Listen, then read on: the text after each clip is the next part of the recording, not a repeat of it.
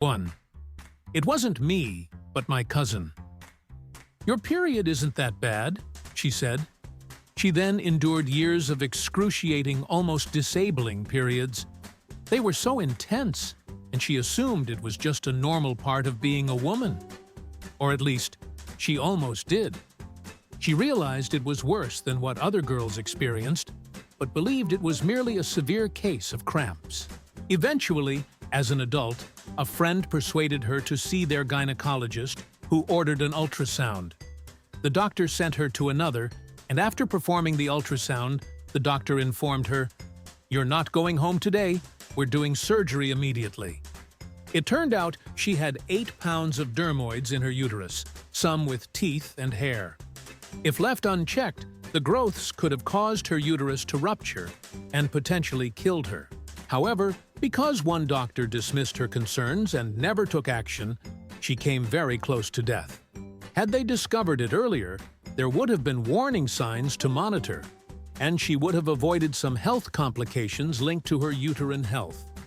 In the end, she had a hysterectomy at 28, partially due to this doctor ignoring her initial complaint.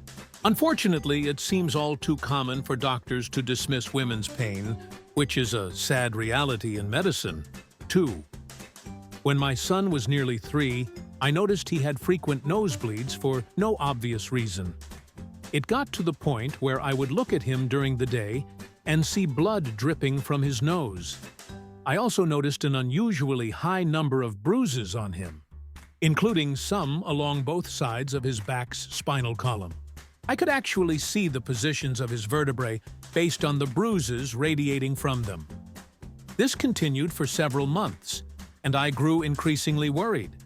At his 3-year checkup, I mentioned my concerns to the pediatrician and requested blood tests. I was particularly worried about leukemia. The pediatrician dismissed me with a laugh, saying, "He's in daycare, and he's 3. He's going to get bruises.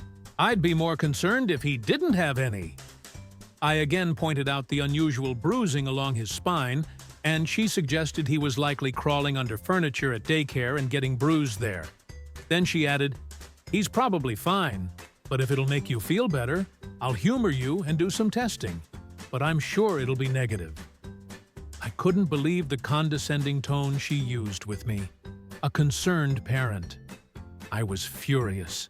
After the blood tests, the doctor personally called me with the results, which made me anxious. Still, she didn't apologize. Thankfully, it wasn't leukemia, but my son had a bleeding disorder, not hemophilia, but similar. He was referred to a pediatric hematologist for treatment. Now, as an 18-year-old in his first year of college, he's healthy. I can never forgive that doctor for how she spoke to me that day. As a pediatrician, she should have known better than to dismiss a mother's instincts. I trust my instincts without question now. If you're a parent, you know when something is wrong with your child. Trust your gut, and don't let any doctor tell you otherwise. They don't know your child like you do. 3. When my daughter was 4, I took her to her annual checkup and mentioned that she was still wetting the bed at night, so I was using pull-ups.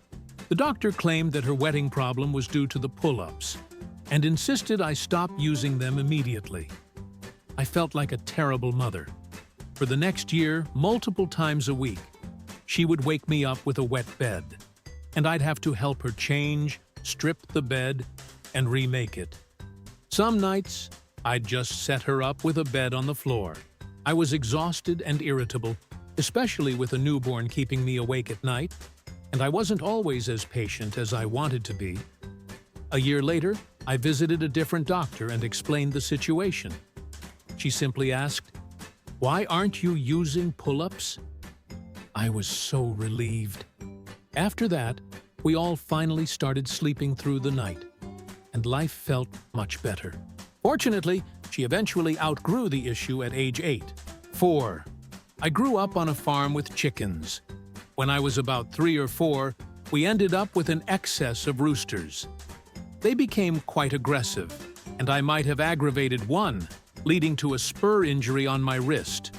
For those who don't know, roosters have sharp talons on the backs of their legs, which they use for fighting and defense. This is why cockfights can be so bloody and violent. They also spend most of their time walking around in their own waste. After the injury, my mom patched me up, and I might have seen a local doctor, though I'm not sure. Over the next few days, I became seriously ill, so my mother took me to urgent care. When we finally saw the doctor, my mom explained what had happened and her concern about infection. The doctor thought it was amusing for some reason and laughed, possibly because he couldn't imagine a rooster being dangerous. Little did he know I had blood poisoning, which we discovered later. My mother stepped out into the hallway, and I recall hearing her threaten the doctor, saying she'd bring the rooster in to attack him too. Afterward, the doctor was much more serious and treated me urgently to save me from a potentially deadly infection. 5. It took 3 gynecologists before I got an answer. In my late 20s, I hadn't had a period in years, but I experienced daily morning sickness and hot flashes. I had other symptoms that could have been overlooked, but they were still symptoms. Each gynecologist I saw told me, "There's nothing wrong with you. It's all in your head." Finally, I saw an endocrinologist who revealed the real issue. I had a benign pituitary tumor. These tumors can cause a lot of disruptions in the body throughout one's life. I even saw a copy of one gynecologist's notes, which included blood work showing I had a tumor, but he did nothing about it. Not even a referral or a warning that something was wrong. 6. The doctor in our small town didn't believe I had asthma. I was diagnosed with it as a baby, but each month I had to take time off work to see him for my medication refills. I kept pushing until he agreed to refer me to a well-known medical school, Loma Linda Medical University, which had provided excellent care for our special needs child. They ran tests, and I asked why I still had to visit my local doctor each month. He claimed they made a mistake.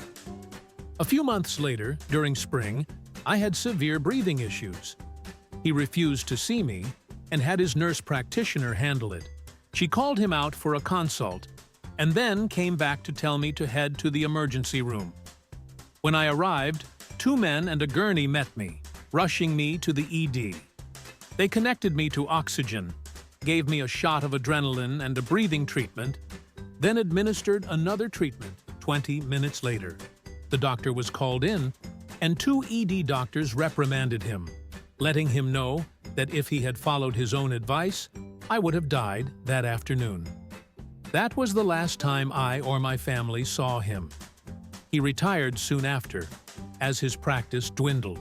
I went to the doctor for test results after stomach pain had me worried I might have anything from an ulcer to something much worse. The doctor walked in, looked at me, and said, "I've got bad news. You have cancer." I was stunned, overwhelmed with shock, and unsure of what to do as the doctor outlined a treatment plan and the doctors I would need to see. He told me to prepare for the worst, while also saying I had a fighting chance because I was young. It took me a moment, but I finally asked, "Brian?" The doctor didn't even flinch, saying, "I like to use first names, but if you prefer, Mr. Whatley." That's when it clicked. He had mixed up my identity with someone else. I stood up and told him, "Apparently Brian Whatley has cancer, but I'm not him." He quickly realized the mistake and found my actual diagnosis just a food allergy and gave me lifestyle advice. He didn't apologize, but I found a new doctor who has been my primary care physician for the last 20 years. 8. I was playing basketball and jammed my finger, something that had happened before. This time, though, I noticed that my finger wouldn't straighten. It was bent, not all the way like a fist, but enough to be noticeable. 2 days later, the swelling had gone down, but it still wouldn't straighten on its own. I made an appointment with my primary care doctor, who took x-rays and confirmed it wasn't broken. He was about to send me home when I asked about the issue with my finger. He assured me it would heal on its own in a few weeks, but I wasn't convinced. I asked for a referral to a hand specialist, and he reluctantly agreed, claiming it was unnecessary. A week and a half later, the hand specialist immediately diagnosed me with mallet finger, a ruptured tendon, which wouldn't heal without treatment. The specialist put my finger in a splint to keep it straight, allowing the tendon to heal. It worked, and my finger is now good as new. Good thing I didn't listen to my primary care doctor, who didn't recognize the condition. 9. When my 8-year-old son experienced painful stomach cramps, his pediatrician wrongly diagnosed him with hysteria, or malingering. I managed to get him admitted to King's Daughters for observation, and it was frustrating to see the residents' indifferent reactions after interviewing us. Everything changed when the pediatric gastrointestinal specialist examined him and diagnosed abdominal migraine. Within minutes, several residents came in to learn more about it, but not the pediatrician. The next morning, during rounds, the pediatrician scolded my son for bothering us with imaginary illnesses. After I lectured him about keeping up with his patients' charts, I told him I was close to becoming violent and asked him to leave.